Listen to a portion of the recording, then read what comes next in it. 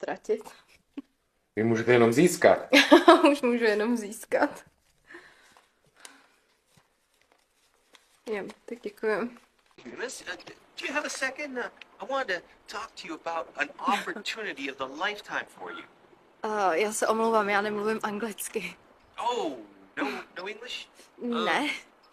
Well, my buddy here can help. Česky? A jo. Česky. Česky. Mohl bych se vás zeptat jenom, co tady děláte? Já čekám na kamarádku, ona má každou chvilku přijet, takže trošku tu mrznu. Trošku tu mrznete. Aha, a kam jdete? No, ona mě má vyzvednout a odvízt domů. Odjíst domů? Ano. Jo, a vy nejste odsud. Ne, nejsem.